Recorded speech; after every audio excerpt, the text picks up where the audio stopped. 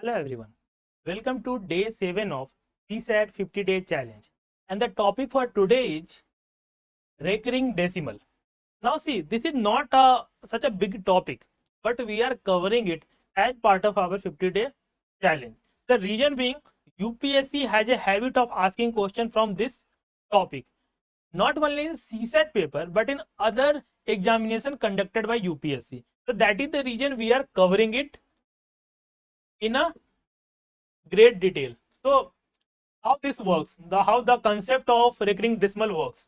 So see, first you need to understand the concept of recurring decimal. What is this recurring decimal? So to make you understand this concept, let us take a number like 4 by 3. Now divide this number, simplify this number. What you are going to get? 1.333, and this will not end. So here the number 3 is recurring, or it is showing a pattern, right? So the 3 will not end. After the decimal, 3 is not going to end, and this is what we call the recurring decimal.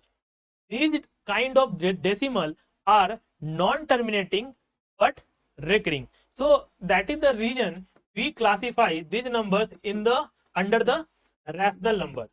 If this decimal would not have been recurring, or you can say non-recurring, so we would have classified that under the irrational numbers.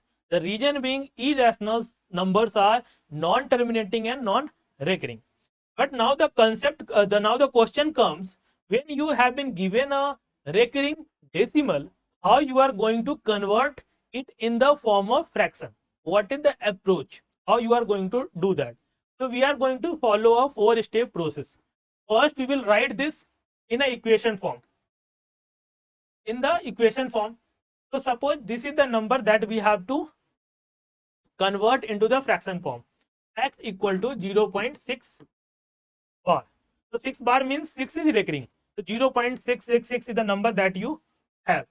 Now you have to cancel out the recurring digit, and for that you have to apply the common sense, how you can cancel out the recurring digit. So to do this, we need a second equation which have the same recurring digit after the decimal point. So for example, x equal to 0.666, it is continuing.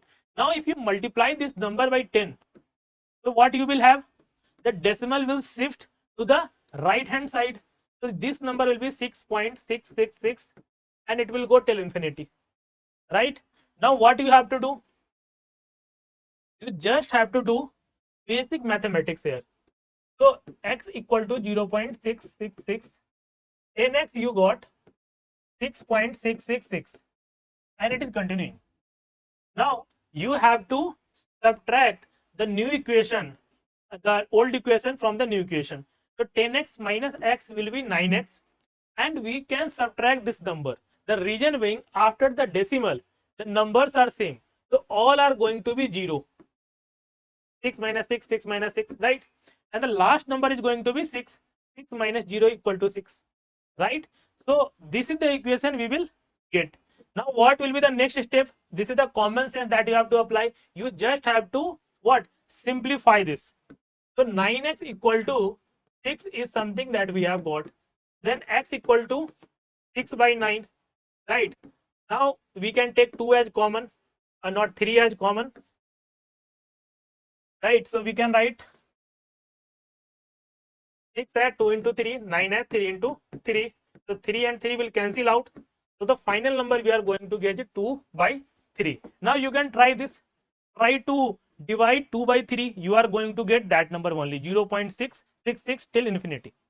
So this is how you have to convert the recurring decimal in the form of fraction. So you will be given different kind of questions that will be on difficult side to solve, and you have to apply this concept, the 4-step process you have to solve to apply in order to solve such questions.